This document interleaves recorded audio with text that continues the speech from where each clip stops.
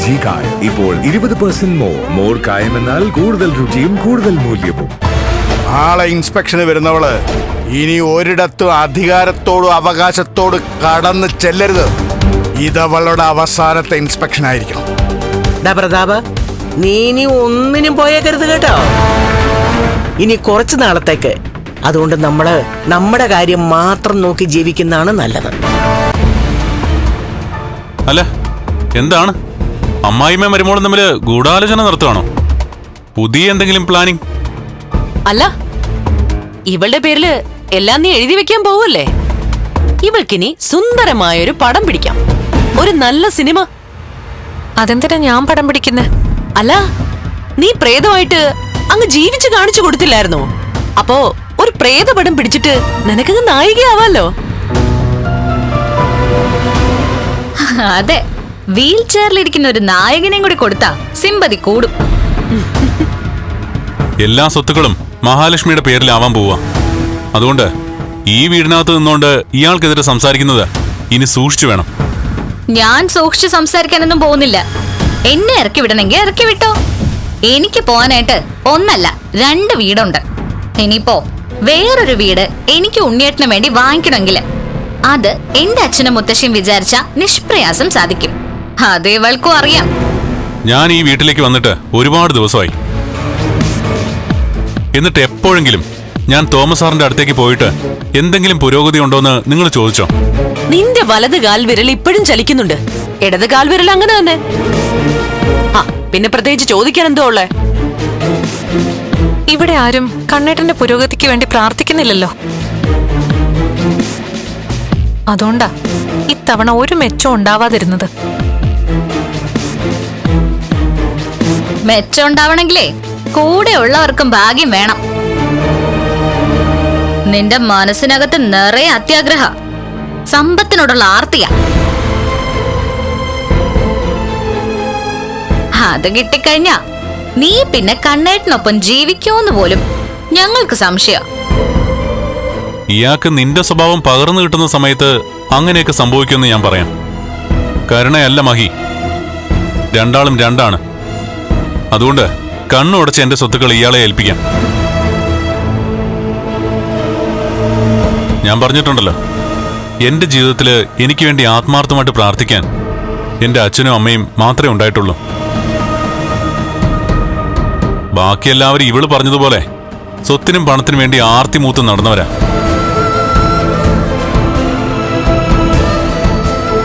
പിന്നെ എന്റെ കല്യാണശേഷം എന്റെ അച്ഛനെ അമ്മയും പോലെ 2 പേരെ എനിക്ക് കിട്ടി, എന്റെ ഭാര്യയും അയാളുടെ അമ്മയും. ബാക്കി എല്ലാവരും നല്ല നാട്യം അറിയാവുന്നവരാ, അഭിനയം വശമുള്ളവരാ. അതുകൊണ്ട് ഞാനും ഇയാളും കൂടി ഒരു പടം പിടിക്കുകയാണെങ്കിൽ അതില് ഞങ്ങളായിരിക്കില്ല കഥാപാത്രങ്ങൾ, ഞങ്ങൾക്ക് ചുറ്റുമുള്ളവരായിരിക്കും. അതിൽ നീയും നിന്റെ ഈ അമ്മായിമ്മയൊക്കെ ഉൾപ്പെടും.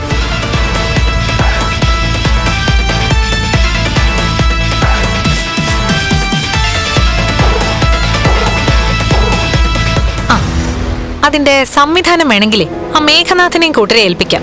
കൂട്ടത്തിൽ നിന്റെ അച്ഛനും മേഘന്റെ അച്ഛനും കൂടട്ടെ.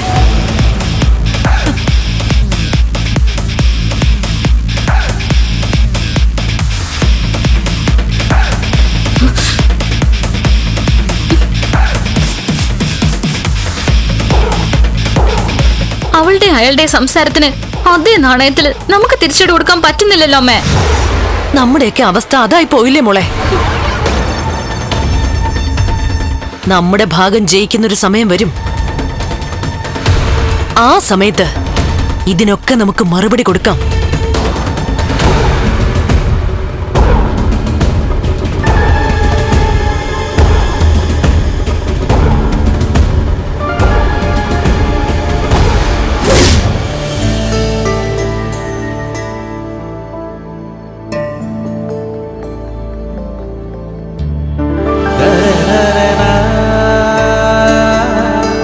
da da da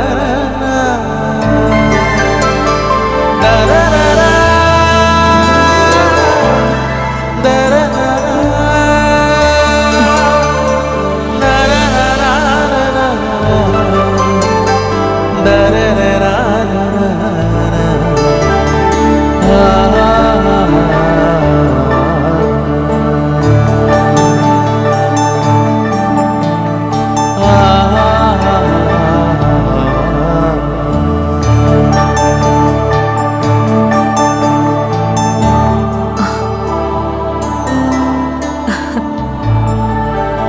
ഒന്ന് നന്നായിട്ട് ചലിപ്പിച്ചേ.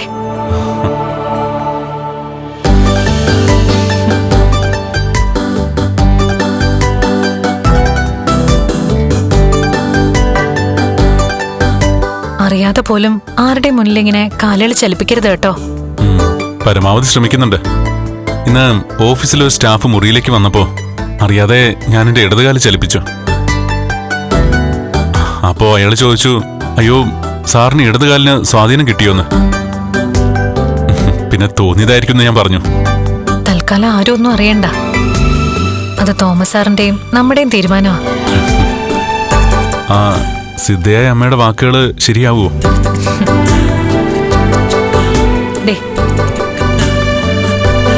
ഇതുവരെ എല്ലാം ശരിയായിട്ടുണ്ട്.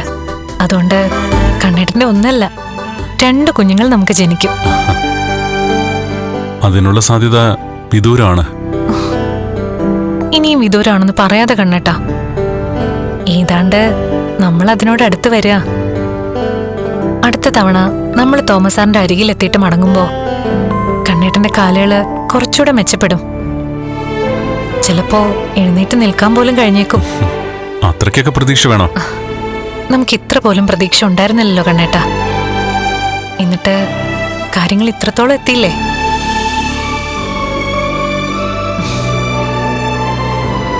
നടക്കും, എല്ലാം നടക്കും.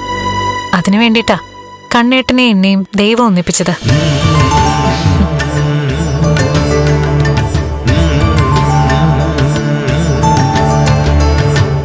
അന്ന് ഏതോ ദശാസന്ധി സമയത്ത് ആ അപകടത്തിൽ കണ്ണേട്ടന്റെ കാലുകളുടെ സ്വാധീനം നഷ്ടപ്പെട്ടപ്പോ ദൈവം കുറിച്ചിട്ട് കാണും, ഇങ്ങനൊരു മഹാലക്ഷ്മി കണ്ണേട്ടന്റെ ജീവിതത്തിലേക്ക് വരുമെന്നും അവളുമായി ഒന്നിച്ച ശേഷം കണ്ണേട്ടന് നഷ്ടപ്പെട്ട കാലിന്റെ ചലനശേഷി തിരിച്ചു കിട്ടുന്നൊക്കെ. അതങ്ങനെ നടക്കും കണ്ണേട്ടാ, എനിക്കുറപ്പാ.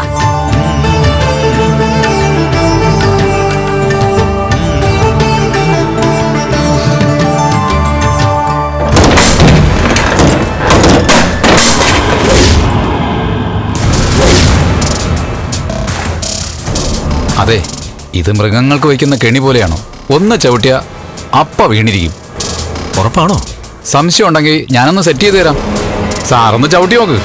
ആ പിന്നെ പരാതിയൊന്നും പറയരുത്. എല്ലാം റെഡിയായല്ലോ? എല്ലാം റെഡിയാണ് സാർ. ഇനി അവരിങ്ങോട്ട് വന്ന് ഇതിന്റെ പുറത്തൊന്ന് ചവിട്ടിയാൽ മാത്രം മതി. വീടില്ലെങ്കിലേ പിന്നെ നീ വർക്ക് സൈറ്റിലെന്നല്ല, ഞങ്ങളുടെ ഒരു വർക്ക് സൈറ്റിലും ഉണ്ടാവില്ല. സാറേ അത്രയ്ക്ക് സംശയമാണെങ്കിൽ ഞാൻ ഈ ഉണ്ണി സാറിനെ പറഞ്ഞല്ലോ, ഒന്ന് ഇവിടെ ഒന്ന് ചവിട്ടി നോക്കാൻ. അത് ശരി. അപ്പൊ ഞങ്ങൾ ചവിട്ടിട്ട് ഞങ്ങൾ തന്നെ മുന്നോട്ടെന്നോ? പിന്നെ ഇങ്ങനെയൊക്കെ പറഞ്ഞാൽ ഞാൻ എന്ത് ചെയ്യാൻ സാറേ? എടാ, നിന്നെ ഞങ്ങൾക്ക് വിശ്വാസമായതുകൊണ്ടാ നിന്നെ ഈ പണി ഏൽപ്പിച്ചത്. ആ നീ വാ വാ. അത്യാവശ്യം പണിയിൽ മറിമായം കാണിച്ചിട്ട് ഞങ്ങൾക്കും നിനക്കും മെച്ചമുണ്ടാക്കുന്നതിൽ നീ ഒരു പങ്ക് വഹിച്ചിട്ടുണ്ട്. അതുകൊണ്ടാ ഈ നിസാര പണി നിന്നെ തന്നെ ഞങ്ങളെ ഏൽപ്പിച്ചത്. സാറേ, എന്നെപ്പോലൊരു മേസ്ത്രിക്ക് തട്ട് പൊളിച്ചു വയ്ക്കാൻ വലിയ പ്രയാസമൊന്നുമില്ല. പക്ഷേ അതുകൊണ്ടുണ്ടാവണ അപകടമുണ്ടല്ലോ, വളരെ വലുതാ. അതുകൊണ്ട് ഇത് നിസ്സാര പണിയാണെന്ന് പറയരുത്. എടോ, ഇവിടെ CCTV ഇല്ല, ക്യാമറയും വെച്ചിട്ടില്ല. പണി പൂർത്തിയാലേ ക്യാമറ ഒക്കെ ഉണ്ടാവും. പിന്നെ ഇതിനൊന്നിനും സാക്ഷികളും ഇല്ല. ഇനി ഉണ്ടെങ്കിൽ തന്നെ തന്റെ ആൾക്കാരല്ലേ. അപ്പൊ പിന്നെ ഒരു പോലീസ് അന്വേഷണവും തനിക്കോ ഞങ്ങൾക്കോ നേരെ വരില്ല. ആ വരാതിരുന്നാ മതി. പിന്നെ നാളെ വരുന്ന കണ്ണൻ സാറിന്റെ ഭാര്യ ഇതുവഴി പോകണം, അല്ലെങ്കിൽ നമ്മൾ കുഴയും. എടോ മണ്ട, അതുകൊണ്ട് തന്നെയാ അവിടെ കെണി ഒരുക്കാൻ പറഞ്ഞത്. ബിൽഡിംഗ് കാണാൻ വരുന്ന ആരായാലും ഇതുവഴി പോകും. പക്ഷെ ആദ്യം പോകുന്നത് എക്സിക്യൂട്ടീവ് എഞ്ചിനീയർ ആണെങ്കിലോ? കൊടയല്ലോ അമ്മാവ. അങ്ങനെയാണെങ്കിൽ അയാളായിരിക്കില്ലേ വീഴുന്നത്? അങ്ങനൊന്നും വരില്ലടാ, അവളായിരിക്കും മുന്നിൽ നടക്കുന്നു. നമ്മളെന്തായാലും ഇവിടെ ഉണ്ടാവുമല്ലോ. ആ സമയത്ത് എക്സിക്യൂട്ടീവ് എഞ്ചിനീയർ ആണ് ആദ്യം വീഴുന്നെങ്കിൽ നമ്മൾ അവളെയും തള്ളി താഴെയിടും അയാൾക്ക് പിന്നാലെ. എടാ മോനെ, നമ്മൾ രണ്ടും കൽപ്പിച്ചാടാ. ഒരുപാട് കളികൾ അവര് കളിച്ചു. ഇനി നമ്മുടെ കോർട്ടിലാടാ പന്ത്. ആ പന്ത് നമ്മൾ നന്നായി തട്ടി തട്ടി ഗോൾ വലയെത്തി കയറ്റിയിരിക്കും.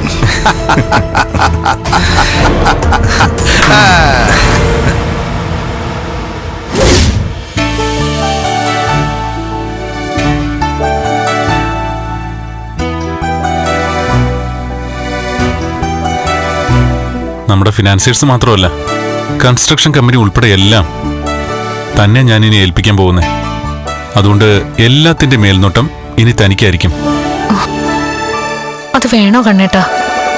ഇപ്പൊ തനിക്ക് ബിസിനസിനെ കുറിച്ച് അറിയാം. അത് താൻ ഏതാണ്ടൊക്കെ മനസ്സിലാക്കി കഴിഞ്ഞു. എന്റെ യാത്ര വീൽ ചെയറിലായതുകൊണ്ട് എപ്പോഴും എനിക്ക് മിന്നൽ പരിശോധന നടത്താൻ കഴിഞ്ഞിട്ടില്ല. പക്ഷേ തനിക്കതിന് കഴിയും. അവിടെയെല്ലാം താൻ കയറി ചെല്ലണം. കാര്യങ്ങൾ നല്ല നിലയിൽ പോകുന്നുണ്ടോ എന്ന് നോക്കണം. തൃപ്തികരമല്ലെങ്കിൽ അത് മുഖത്തടിച്ച് പറയുകയും ചെയ്യണം. നാളെ എന്തായാലും കൺസ്ട്രക്ഷൻ സൈറ്റിലേക്ക് പോകാൻ മറക്കരുത്. ഉണ്ണിക്കും കണ്ണേട്ടന്റെ അമ്മാവനൊന്നും സഹിക്കാൻ പറ്റിയെന്ന് വരില്ല. അവർ സഹിക്കണ്ട. അതുകൊണ്ട് അവരുള്ള വർക്ക് സൈറ്റിലേക്ക് താൻ ഉറപ്പായിട്ടും പോകണം. തനിക്കിപ്പോ കൂട്ടിന് ഞാൻ സ്ട്രോങ് ആയ ഒരാളെ വെച്ചിട്ടുണ്ട്. കൺസ്ട്രക്ഷൻ സൈറ്റിൽ എന്തെങ്കിലും പാകപ്പിഴ കണ്ട ബാലേന്ദ്രൻ സാറ് അത് തന്നോട് പറയും. അദ്ദേഹം പറയുന്നതനുസരിച്ച് പിന്നെ ഓർഡർ ഇടേണ്ടത് താനാണ്. അതിനാരുടെയും മുഖം നോക്കേണ്ട കാര്യമില്ല. അനിയനായാലും അമ്മാവനായാലും ഇഷ്ടപ്പെടാത്തത് കണ്ടാൽ പ്രതികരിക്കണം. അവരെ താക്കീത് ചെയ്യണം. മനസ്സിലായതെനിക്ക്.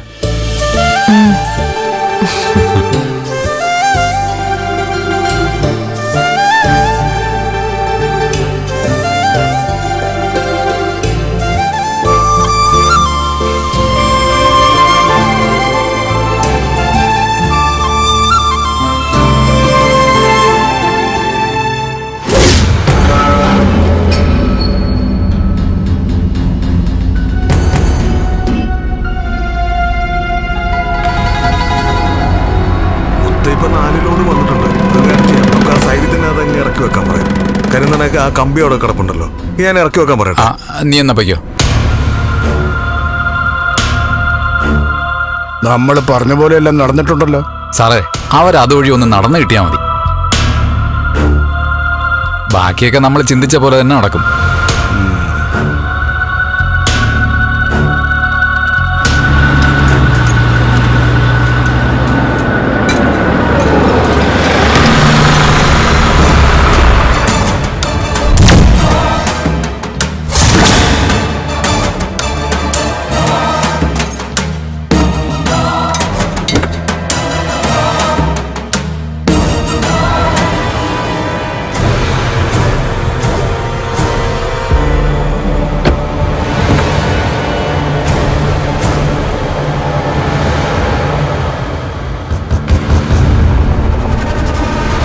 അവര് വരുന്നുണ്ട്.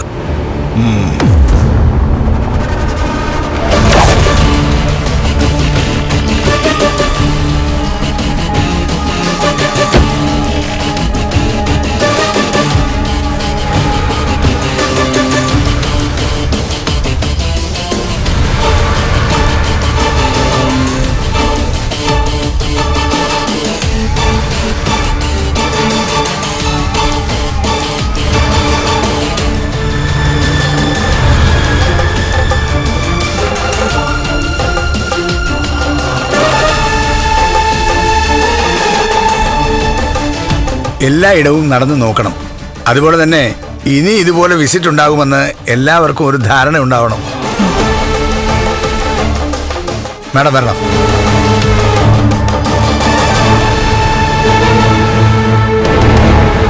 സാറേ, സംശയത്തിന്റെ ഒന്നും ആവശ്യമില്ല. ഇര വന്നു കഴിഞ്ഞു, കെണിയിൽ വീഴാൻ.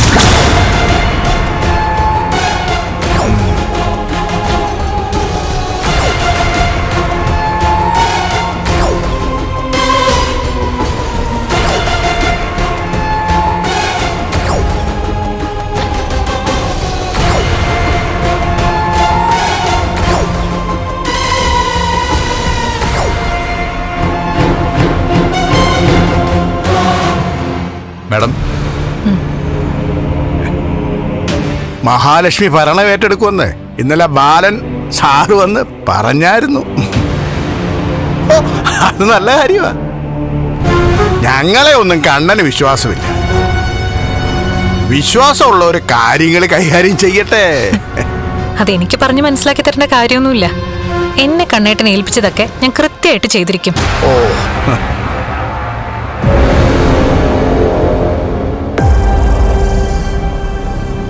വരൂ വേണം.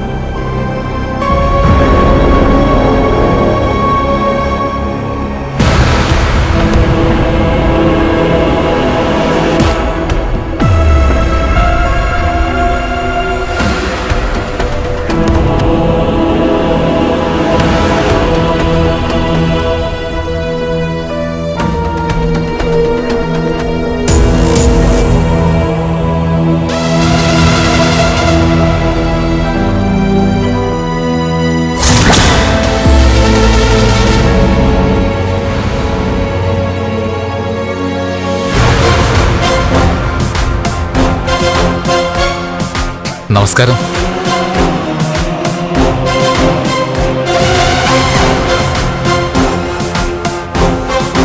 എല്ലാം ബാലേന്ദ്രൻ സാർ പറഞ്ഞിരുന്നല്ലോ, അതുപോലെ തന്നെ എല്ലാം പോണം.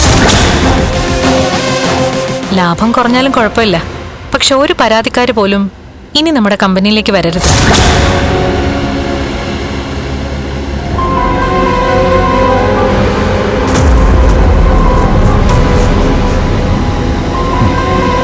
അവളുടെ പ്രകടനം തുടങ്ങി. അവസാനത്തെ പ്രകടനം.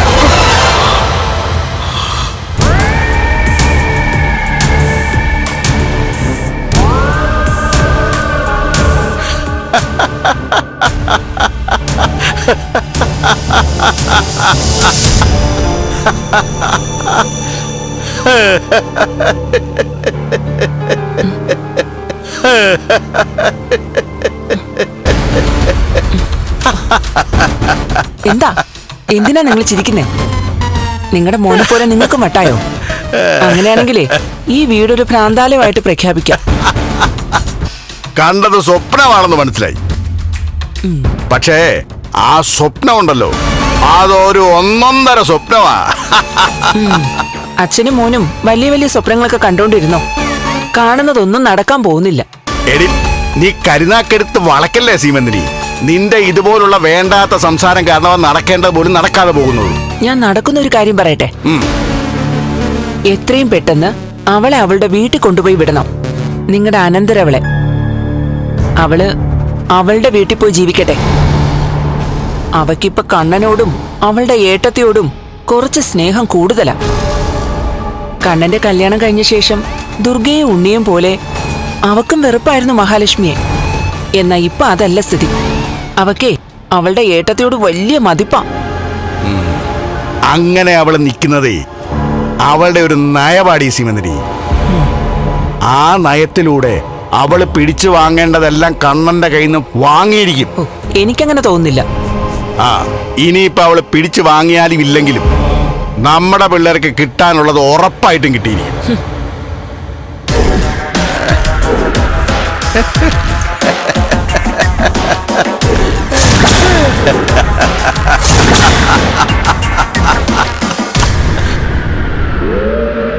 LG കായം ഇപ്പോൾ 20% മോർ കായമെന്നാൽ കൂടുതൽ രുചിയും കൂടുതൽ മൂല്യവും.